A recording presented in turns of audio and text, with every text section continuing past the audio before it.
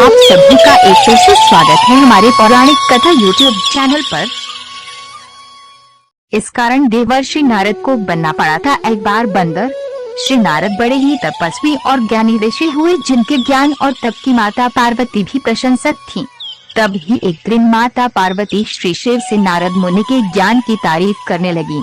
शिव ने पार्वती जी को बताया कि नारद बड़े ही ज्ञानी हैं, लेकिन किसी भी चीज का अहंकार अच्छा नहीं होता है।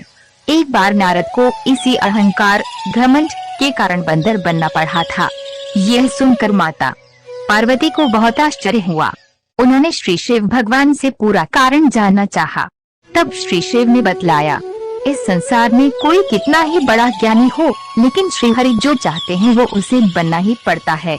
नारद को एक बार अपने इसी तप और बुद्धि का अहंकार घमंड हो गया था, इसलिए नारद को सबक सिखाने के लिए श्री विष्णु को एक युक्ति सूझी।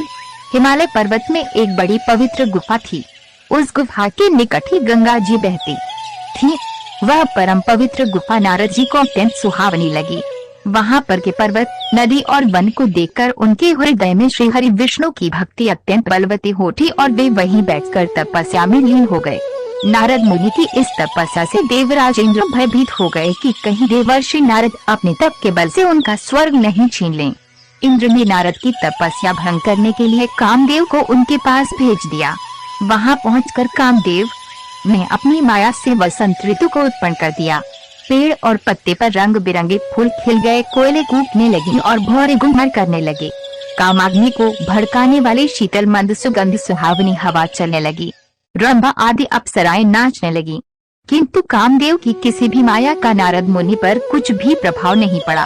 तब कामदेव को डर सताने लगा कि कहीं नारद मुझे शाप न देते, इसलिए उन्होंने श्री नारद से क्षमा मांगी। नारद मुनि को थोड़ा भी क्रोध नहीं आया और उन्होंने कामदेव को क्षमा कर दिया।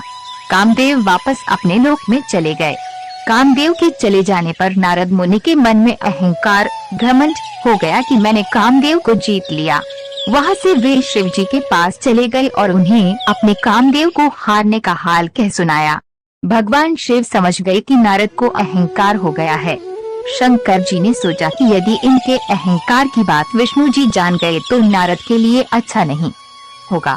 इसलिए उन्होंने नारद से कहा कि तुमने जो बात मुझे बताई है उसे श्री हरि को मत बताना। नारद जी को शिव जी की यह बात अच्छी नहीं लगी। उन्होंने सोचा कि आज तो मैंने कामदेव को हराया है और ये भी किसी को नहीं बताऊं। नारद जी क्षीर सागर पहुँचे गए और शिव जी के मना करने के बाद भी सारी कथा उन्हें सुना दी। भगवान विष्णु समझ गए कि आज तो नारद को अहंकार घमंड ने घेर लिया है।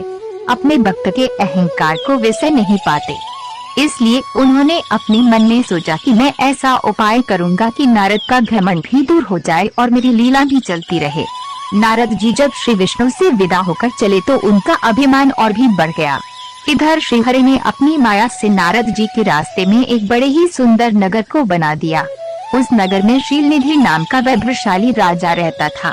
उस राजा की विश्व मोहिनी नाम की बहुत ही सुंदर बेटी थी, जिसके रूप को देखकर लक्ष्मी भी मोहित हो जाएं। विश्व मोहिनी स्वयंवर करना चाहती थी, इसलिए कि राजा उस नगर में आए हुए थे। नारद जी उस नगर के राजा के यहाँ पहुँचे तो राजा ने उनका पूजन करके उन्हें आसन पर बैठाया। फिर उनसे अपनी कन्या की हस्तरेखा देखकर उसके गुण दोष बताने के लिए कहा। उस कन्या के रूप को देखकर नारद मुनि वैराग्य भूल गए और उसे देखते ही रह गए। उस कन्या की हस्तरेखा बता रही थी कि उसके साथ जो विवाह करेगा वो अमर हो जाएगा, उसे संसार में कोई भी जीत नहीं सकेगा और संसार के समस्त जीव उसकी सेवा करेंगे। यह बात नारद मुनि ने राजा को नहीं बताई और राजा को उन्होंने अपनी ओर से बनाकर कुछ और अच्छी बातें कह दी। अब नारद जी ने सोचा कि कुछ ऐसा उपाय करना चाहिए कि ये कन्या मुझसे ही विवाह करे। ऐसा सोचकर नारद जी ने श्री हरि को याद किया और भगवान विष्णु उनके सामने प्रकट हो गए। नारद जी ने उन्हें सारी बात बताई और कहने लगे, हे नाथ, आप मुझे अपना सुंदर रूप दे दो ताकि मैं उस कन्या से विवाह कर सकूं। भगवान हरि ने कहा, हे नारद, हम वही करेंगे जिसमें तुम्हारी भलाई हो। यह सारी विष्णु जी की ही माया थी। विष्णु जी ने अपनी माया से नारद जी को बंदर का रूप दे दिया। नारद जी को यह बात समझ में नहीं आई। वो समझे कि मैं बहुत सुंदर लग रहा हूँ, वहाँ पर छिपे हुए शिवजी के 2 गणों ने भी इस घटना को देख लिया। ऋषिराज नारद तत्काल विश्व मोहिनी के स्वयंवर में पहुँच गए और साथ ही शिवजी के वे दोनों गण भी ब्राह्मण का रूप बनाकर वहाँ पहुँच गए। वे दोनों गण नारद जी को सुनाकर कहने लगे कि भगवान ने इन्हें इतना सुंदर रूप दिया है कि राजकुमारी सिर्फ इन पर ही रिझेगी।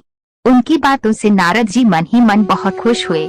स्वयं भगवान विष्णु भी उस स्वयंवर में एक राजा का रूप धारण कर आ गए। विश्व मोहिनी ने कुरूप नारद की तरफ देखा भी नहीं और राजा रूपी विष्णु के गले में वरमाला डाल दी। मोह के कारण नारद मुनि की बुद्धि नष्ट हो गई थी। राजकुमारी द्वारा अन्य राजा को वरमाला डालते देख वे परेशान हो उठे। उसी समय शिवजी के गणों ने ताना कसते हुए नारद जी से कहा, जरा दर्पण में अपना मुँह तो देखिए। मुनि ने जल में झांक कर अपना मुँह देखा और अपनी क्रूरता देखकर गुस्सा हो उठे। गुस्से में आकर उन्होंने शिवजी के उन दोनों गणों को राक्षस हो जाने का शाप दे दिया। उन दोनों को शाप देने के बाद जब मुनि ने एक बार फिर से जल में अपना मुँह देखा तो उन्हें अपना असली रूप फिर से मिल चुका था। नारद जी को अपना असली रूप वापस मिल गया था, लेकिन भगवान विष्णु पर उन्हें बहुत गुस्सा आ रहा था, क्योंकि विष्णु के कारण ही उनकी बहुत ही हंसी हुई थी।